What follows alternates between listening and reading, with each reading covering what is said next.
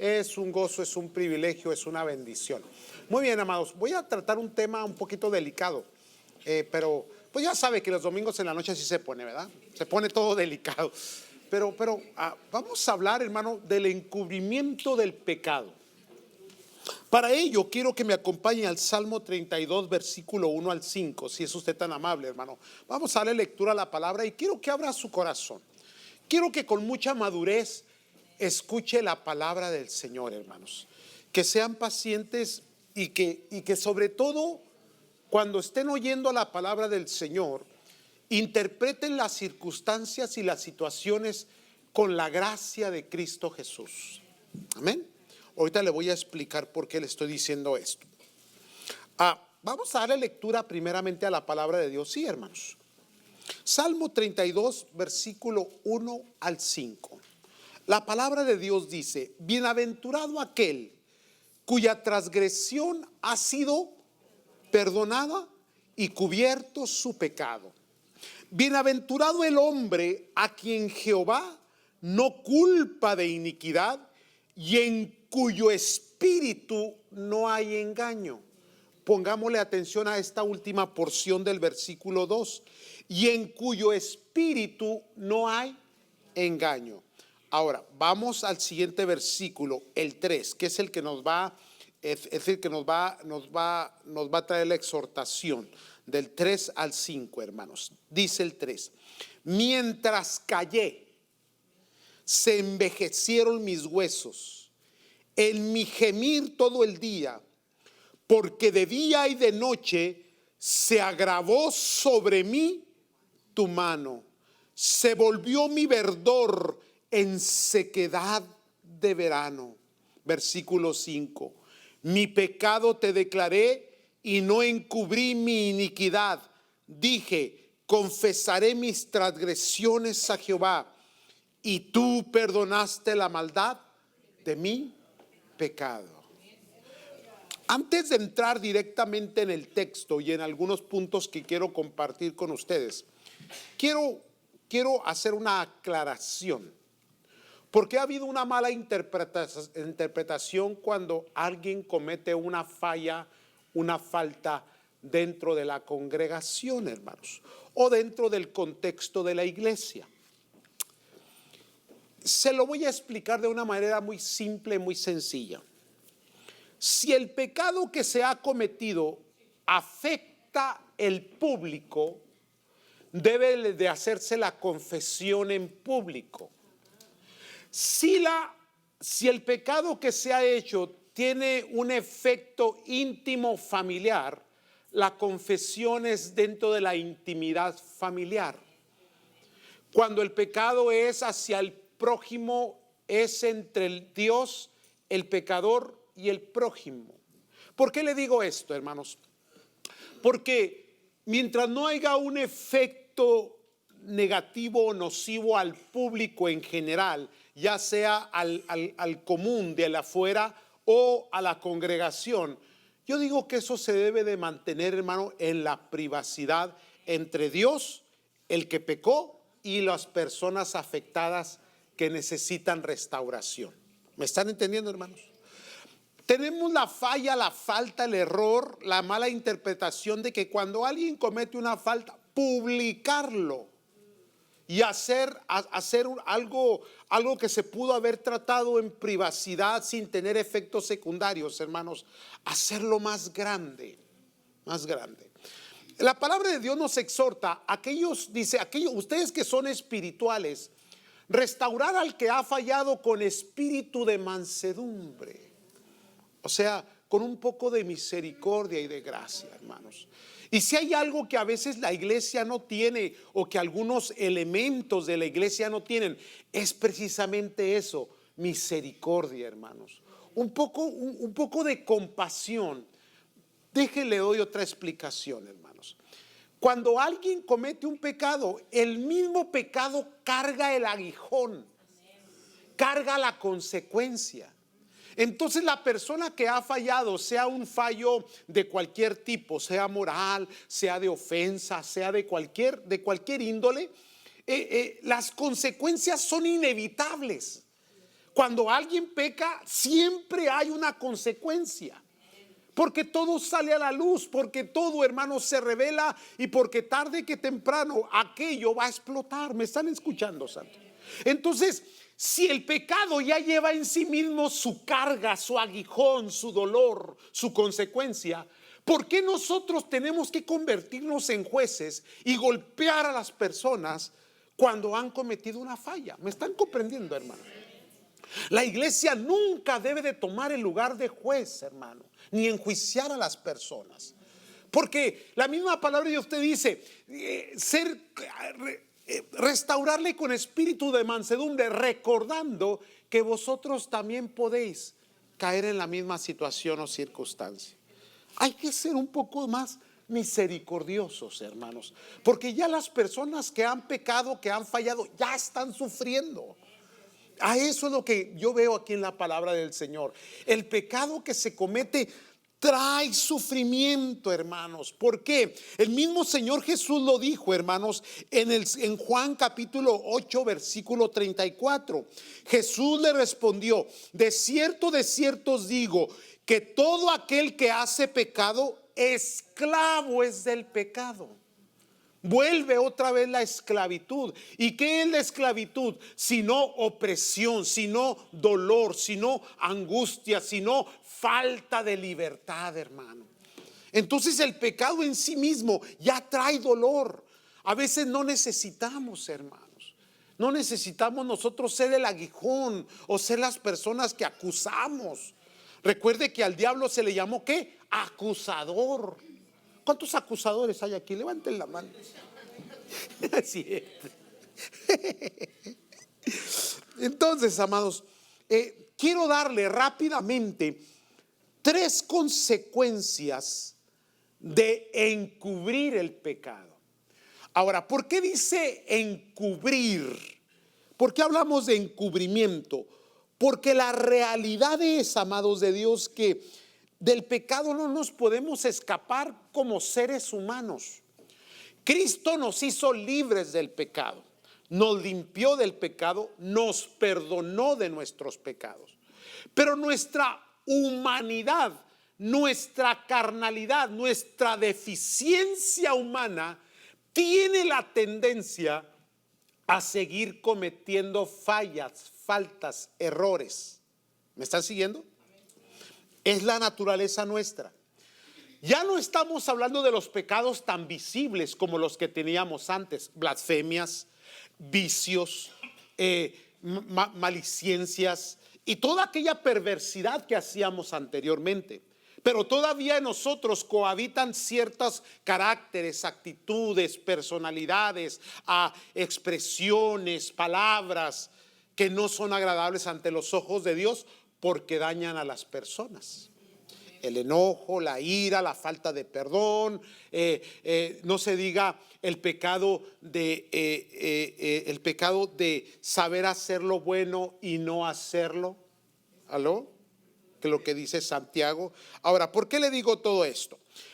Lea conmigo Juan capítulo 1, versículo 8 al 10, antes de entrar en la consecuencia del pecado. Juan capítulo 1, versículo 8 al 10. Voy despacito, ¿está bien, hermanos? ¿O quiere que le ponga salsa a los tacos y empiece a brincar y todo eso? No, ¿verdad? Necesitamos irnos despacito en esto y ir analizando e ir abriendo nuestro corazón, hermano. ¿Por qué? Porque tarde que temprano vamos a tratar con una situación en el hogar, en la familia, en el matrimonio, con los hijos, con los padres, en la iglesia. En algún momento vamos a tener que tratar. Y puede ser que estemos en el lado de los acusados o en el lado de los acusadores. ¿Me están siguiendo? Mucho cuidado. Juan capítulo 1, versículo 8 en adelante. Si decimos que no tenemos pecado, nos engañamos a nosotros mismos. ¿Por qué Juan está diciendo esto, hermano? Porque esa es nuestra naturaleza. Porque todavía ofendemos de palabra, o como les acabo de decir, el pecado de omisión, saber hacer lo bueno y no hacerlo. Poder bendecir a alguien y no bendecirlo, poder ser fieles y no ser fieles. Por lo tanto, si decimos que no tenemos pecado, nos engañamos a nosotros mismos y la verdad no está en nosotros. La realidad es que todos pecamos. Pero la diferencia es entre confesar, revelar, nosotros reconocer nuestras faltas, y la otra es encubrir nuestras faltas. Esa es la gran diferencia, hermanos. Porque el pecado tiene solución. A eso vino Cristo, a deshacer las obras del diablo. Cristo perdona los pecados. Cristo, hermanos, borra los pecados. Pero no puede borrar los pecados si no son confesados, si no son revelados. Por eso la importancia de que nosotros, hermanos, entender que en nuestra naturaleza todavía hay pecaminosidad. Y que Dios sabe que somos tan humanos y que cometemos tantas fallas y tantos errores. ¿Y dónde se revelan más los errores? ¿Dónde suceden más? En las relaciones. ¿Y dónde son más las relaciones? En la familia, en el matrimonio, con los hijos. ¿Dónde se peca más? En las relaciones más personales y más íntimas. Por eso yo le he dicho en otras ocasiones, pregúntale a tu esposa cómo te portas tú. Ya no. O varón, pregúntale a la esposa, o al revés, viceversa, ¿verdad? Pregúntale, hey, ¿cómo soy yo? No le va a gustar la respuesta, porque no va a tener la suficiente madurez para aceptar que ha cometido errores. Yo les he hecho otras evaluaciones, se la voy a volver a hacer. A ver, ¿cuándo fue la última vez que usted pidió una disculpa? Evalúese. Bueno, hace como, no, pues no me acuerdo.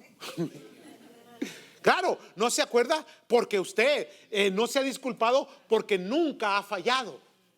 Usted es perfecto. ¿No?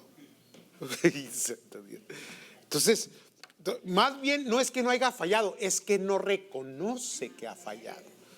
¿Siguen aquí todavía? Ay, qué bueno está esto.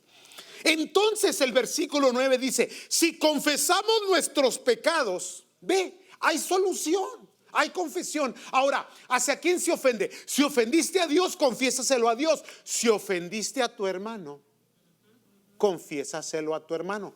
No necesitas publicarlo. Si le hiciste una falta, una falla, un error contra alguien, simple y sencillamente ve hacia la persona y pídele una simple y sencilla disculpa. Y las disculpas, hermano, pueden hacer muchas cosas maravillosas. Sanan. A ver, ahí le va. ¿Por qué? ¿Por qué le huyes a las personas? ¿Por qué te escondes de las personas? Te escondes porque tienes una deuda. ¿Te acuerdas del cobrador? El de Copel. ¿O cómo se llama en México allá, o en El Salvador? El de Electra. El de la moto que llegaba a cobrar. Y te escondías. ¿Por qué? Porque estabas endeudado y había que pagar. Bueno, cuando te escondes y huyes de las relaciones de las personas, es porque tienes una deuda con esa persona. Ya no. Pero si confesamos nuestros pecados, dice la Escritura, Él es fiel y justo para perdonar nuestros pecados y limpiarnos de toda maldad. Él nos perdona, Él nos limpia, hermano. La sangre de Cristo nos limpia de todo pecado. La cruz del Calvario todavía es accesible, todavía es un lugar a donde ir. Aunque seas un creyente de 30 años, todavía tienes que ir al pie de la cruz, en humildad, en humillación, a recibir perdón, a traer confesión y a recibir restauración. ¿Por qué? Porque las relaciones son así, porque nuestra vida común es así. Mire, yo asimilo mucho esto con lo que el Señor les dijo cuando les iba a lavar los pies. Usted se recuerda de ello, ¿verdad? Que le dijo a Pedro, lo sentó y les iba a lavar los pies. Entonces Pedro, ¿verdad? Como siempre, el extrovertido, el que reacciona, el que no interpreta correctamente, el emocional, rápido le dijo, no te voy a permitir que me laves los pies. ¿Cómo es que mi Señor me los va a lavar a mí? Yo se los lavo a Él, ¿verdad que sí? ¿Se parece a usted? Pues alguien que reacciona rápido a una situación sin un análisis. ¿Y qué pasa? El Señor Jesús le dice, no, si no dejas que te lave los pies, no tienes parte conmigo. Y Pedro, ¿qué contesta? Entonces báñame todo. Porque así somos los que reaccionamos de un extremo a otro extremo. Entonces ahí hay unas palabras maravillosas del Señor Jesús, hermano, pero unas palabras que tienen que ser analizadas, que tienen que ser, hermano, cuidadosamente leídas. El Señor le dice: el que está limpio, lo único que necesita limpiarse son los pies. ¿Por qué? Por el lugar donde anduviste, con quién anduviste, donde pisaste, porque no eres de este mundo. Entonces, no es que nosotros traigamos pecados escondidos de esos feos, horribles. No, hermano, es que nuestra naturaleza, en nuestras actividades diarias, en nuestras relaciones, en nuestro diario vivir, tenemos, hermanos, situaciones, circunstancias donde la carne aflora. ¿Aló? Nos provocan, nos enojamos. Y hasta, como ya no podemos decir malas palabras, ¿qué decimos? Porque ya no puedes maldecir con tu boca, ¿verdad que sí? Pero te dan ganas de agarrar a la persona y medirle el cuello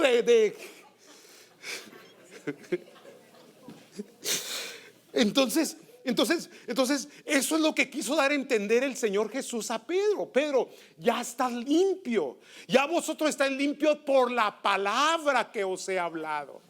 ¿Sí? Entonces, ¿qué se necesita, hermano? Se necesita una santificación continua, progresiva.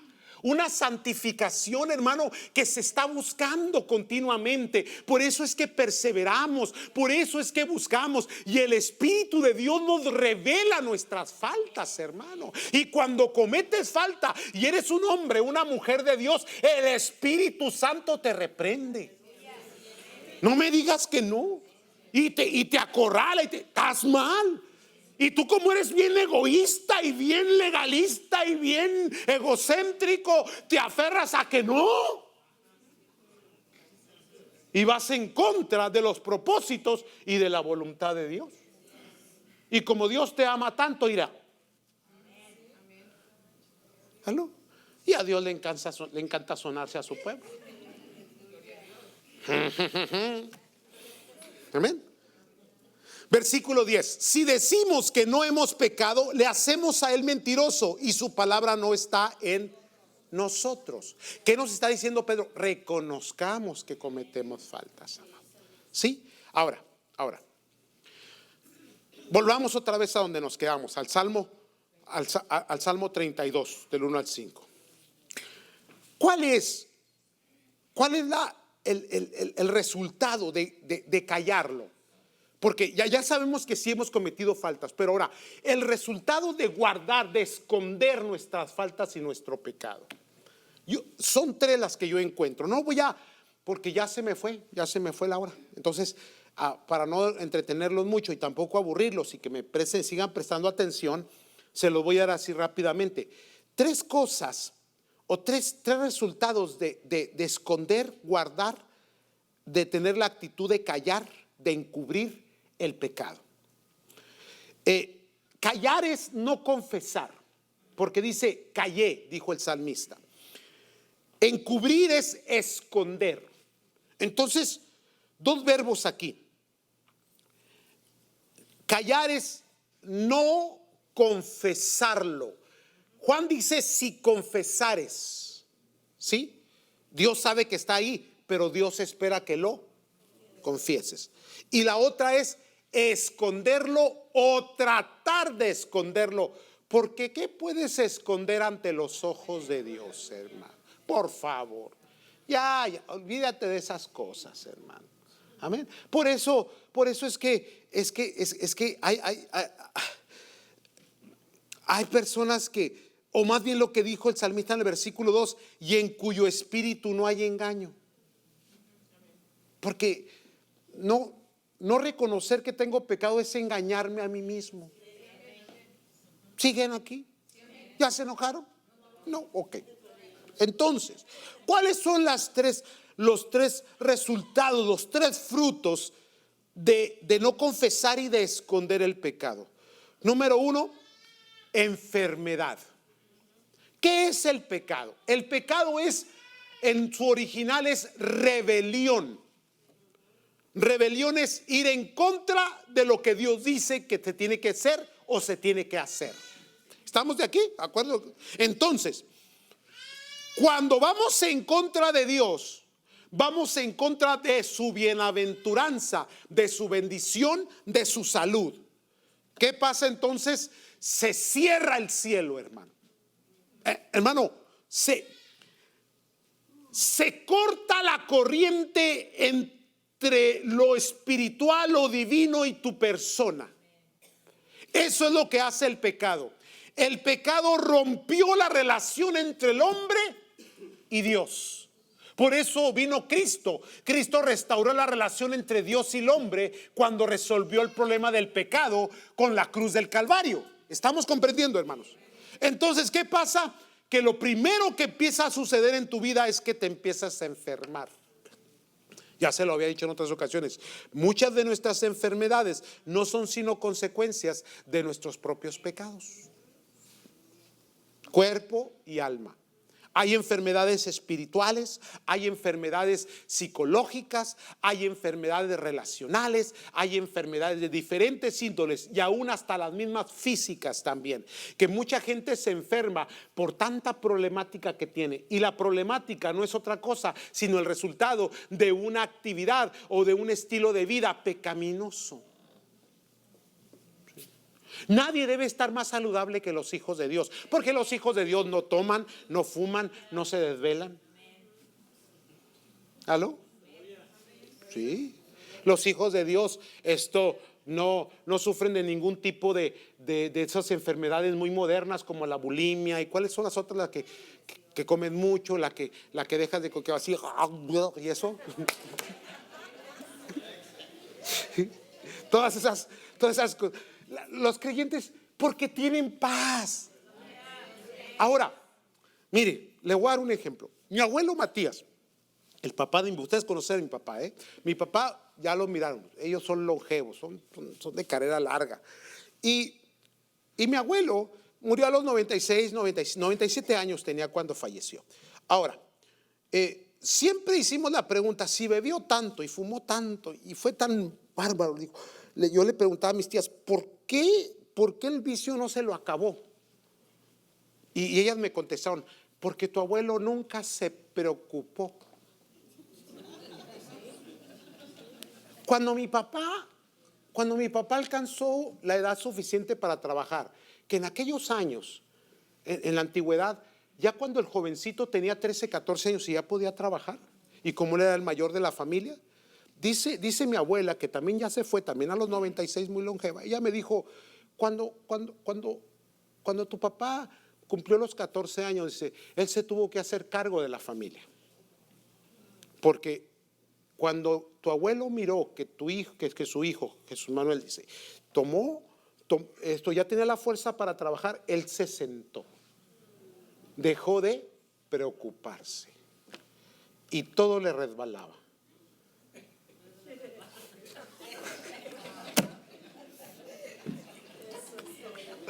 Esa es longevidad. ¿Sabes qué es lo que te envejece más? Los problemas, las preocupaciones, los enojos, los pleitos, los distanciamientos. Luego, ya en su vejez, a mi abuelo, porque en una de esas nos tocó ir al hospital para su revisión y se le hizo la pregunta al doctor, si ha fumado toda su vida, ¿por qué no se murió de cáncer? Y es que él fumaba puros faros. Y el faro era puro tabaco, nada más, no tenía ningún químico. Aparte de eso, el doctor dijo, es muy sencillo, él nunca introdujo el humo a sus pulmones. Siempre lo guardó en la boca y lo tiraba. Ufa. Bueno, está bien. Entonces, ¿por qué el alcohol no le consumió el hígado? Y el doctor dice, no lo consumió, lo curtió.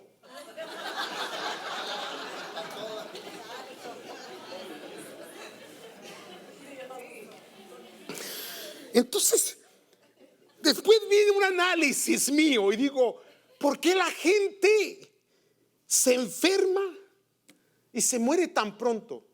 Más que las cuestiones de enfermedad física o deficiencia física, son los problemas psicológicos. Por eso es importante cuando entendemos que Cristo nos da paz. Ahora, si usted puede ser como mi abuelo, pues cálele, a ver. Dejarse de preocupar por la familia, ¿verdad? Beberse todo el alcohol posible que pueda haber y fumarse todos los cigarros faros que pueda encontrar, ¿verdad? Y vivir hasta los 97. Trátele a ver si le sale, ¿verdad? Pero esa es una vida sin propósito. ¿Me están entendiendo, hermano? La primera es la enfermedad. La segunda es el envejecimiento prematuro. Se envejecieron mis huesos. Cuando cubres, cuando escondes tu pecado, cuando no confiesas, te comienzas a envejecer muy rápidamente. ¿Aló? ¿Cuántos años tienes? No, hombre, tengo 33. Te miras de 60.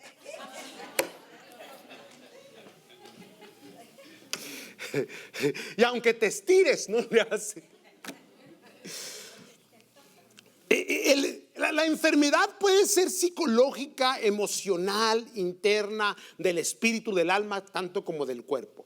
Pero todas estas cosas vienen a provocar en ti un envejecimiento prematuro, una decadencia, un cansancio crónico.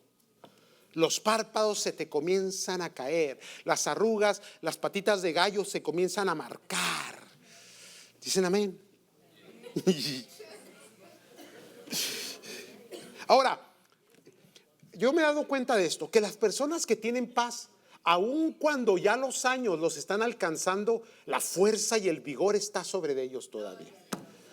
La gloria de Dios los reviste, hermanos. Ahora, si hay algo que Dios quiere, y quiero que me pongas atención a lo que te voy a decir, es que Dios quiere darte larga vida. Ahora, yo sé que todos nos vamos a ir. Yo sé que algunos de ustedes ya se quieren ir. Está bien, váyase. Dele. No hay problema. No hay problema, no hay problema. Pero hay algo maravilloso en la vida, hermano. Que cada etapa de la vida es preciosa y gloriosa en Cristo Jesús.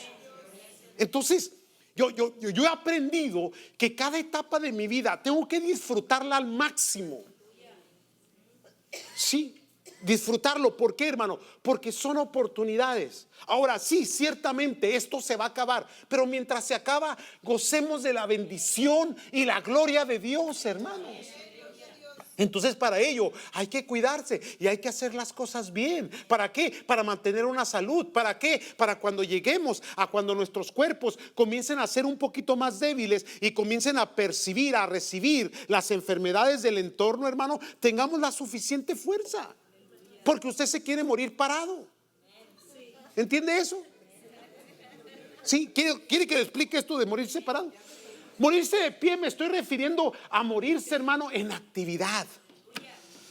Y no tener una convalecencia, se le llama, ¿verdad? Una convalecencia larga. Sí, porque todo se va a ir. ¿Sí? Pero usted no quiere estar en una cama por 2, 3, 4 años batallando con la enfermedad. Mejor de una vez. ¿Amén?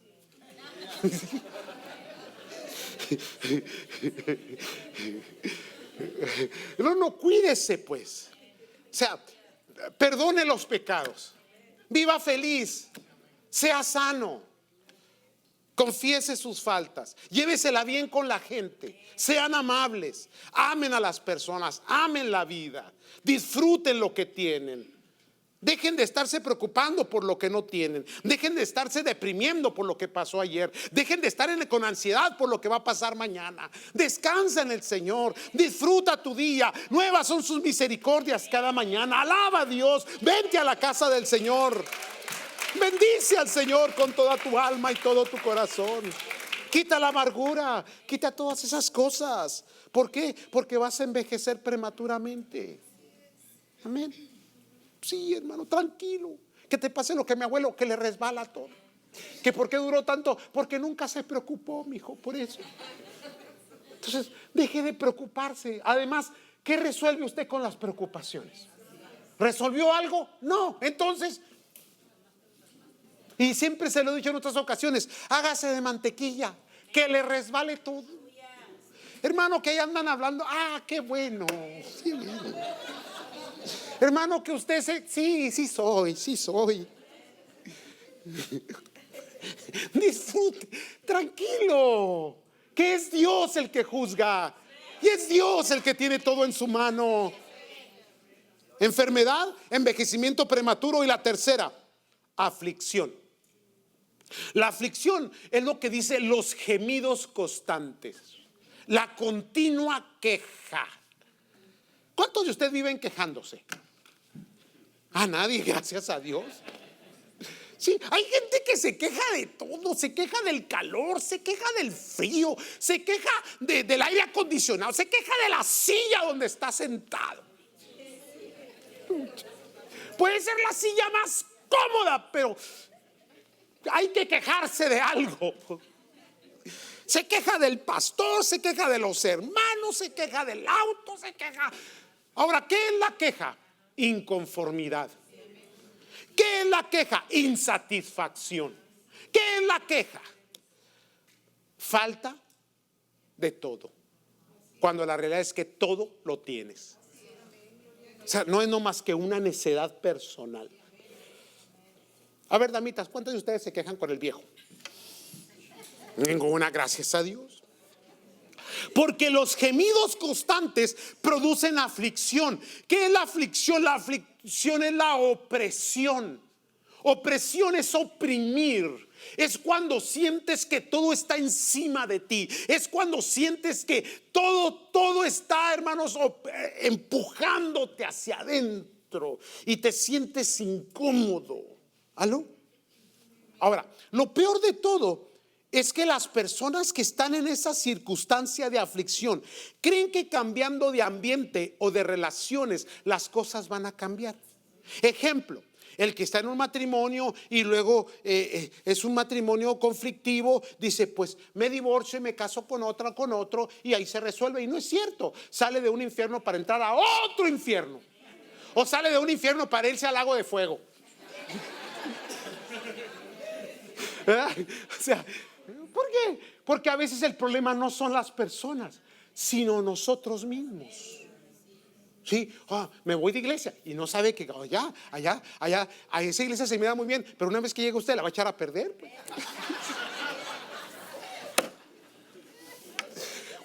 Voy a cambiar de hijos.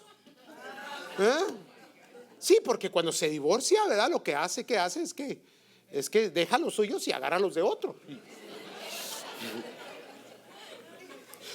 Entonces, amados, no se trata de eso. Mire lo que es la confesión, mire lo que es lo que es pedir perdón. Es confrontarte a ti mismo. Y eso es lo que Dios quiere, una confrontación personal, un autoexamen, en donde donde no hay un espíritu con engaño, donde hay una confesión plena, donde me rindo a la presencia del Señor. Le digo, Señor, heme aquí estoy, tal como soy, Señor. Perdona mis faltas, mis pecados. Y ser fáciles para confesar y también fáciles para perdonar. Y vas a vivir una vida plena, bendecida, feliz. ¿Cuántos son felices?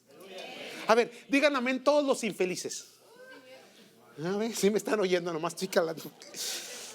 Sí. Entonces, ¿cuáles son las tres consecuencias de callar y no confesar, de encubrir y esconder el pecado? Es enfermedad, envejecimiento y aflicción. Lléveselas en su corazón. Amén, santos. La última, la del estribo, y los dejo ir. Amén. Proverbios 28:13.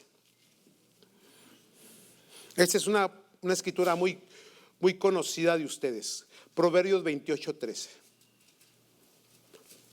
Déjele hago una pregunta. ¿Qué es prosperidad? ¿Entiende usted la palabra prosperidad, hermano?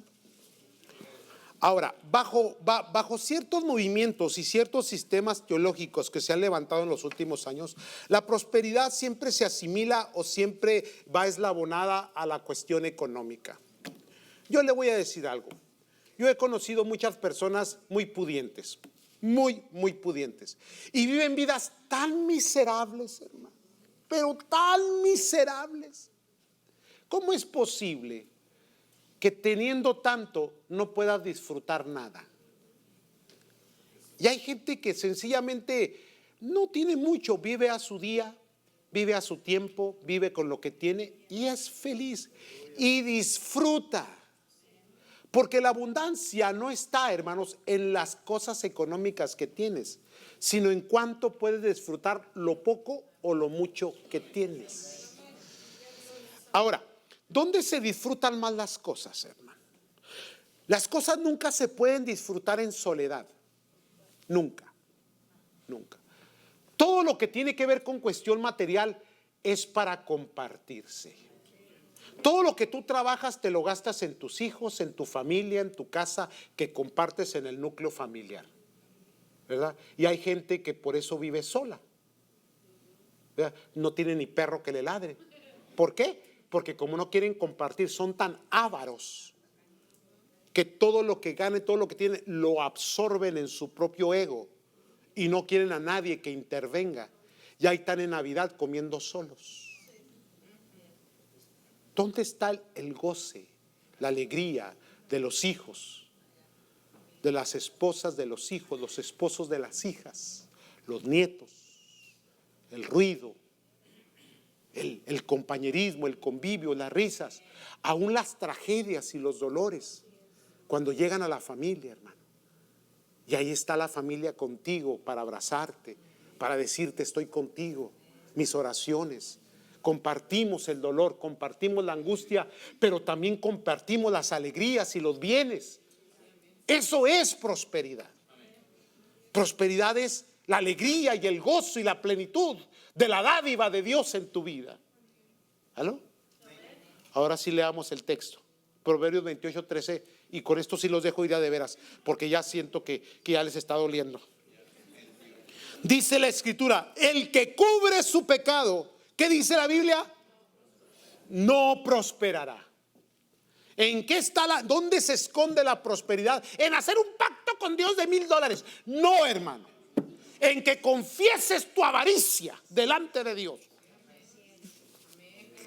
Qué bien me salió esa, ¿verdad? Sí. El que encubre sus pecados no prosperará, mas el que los confiesa, ¿y qué? Recuerde que el Señor Jesús repitió estas palabras de diferente forma, pero se lo dijo al que estaba en el estanque de Siloé, que lo encontró en el templo después, que le dijo: mira, has sido sanado, no peques más para que no te venga otra cosa. Y a la mujer sorprendida en adulterio: ¿dónde están los que te acusaban? No están, Señor.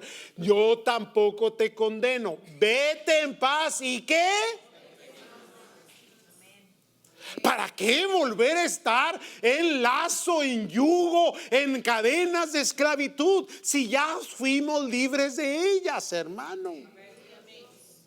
Mire, ya quería terminar, pero está bien que se los dé o no. No le busque, ¿para qué le busca? O sea, el problema de mucha gente, hermanos, es que sigue tan viciada que ya Cristo los libertó, ya Cristo les abrió otro espacio, les abrió un lugar de trabajo, una nueva familia en Cristo, un nuevo ambiente espiritual sano, saludable, compuso la familia, se estableció el matrimonio, se estableció la economía, y cuando ya todo está bien, como que algo me falta. ¿Y qué volteamos a ver? El Egipto de donde Dios nos sacó, las ollotas de menudo. Yo sé que me están entendiendo a qué me refiero, hermano. Y ahí andas en el Facebook buscando a la ex. No, ¿verdad que no? No. Y ahí andas llamándole a los amigos a ver qué andan haciendo, cómo les ha ido. Y siguen igual de perversos que antes. No hay necesidad de ello. Amén. Por eso dice la escritura: más el que los confiesa, ¿y qué? Y se aparta, alcanzará misericordia. Déjenles pregunto algo. ¿Aprendieron algo en esta tarde? Sí. Así que aprendamos a a confesar nuestras faltas y nuestros pecados, para ser felices y vivir de larga vida con mucha sanidad. Amén, amados. ¿Cuántos quieren ser felices? Amén. ¿Cuántos se quieren morir mañana? Todos enfermos. Siga pecando. Sígale. Siga de miserable, ¿verdad? Pónganse de pie, vamos a orar.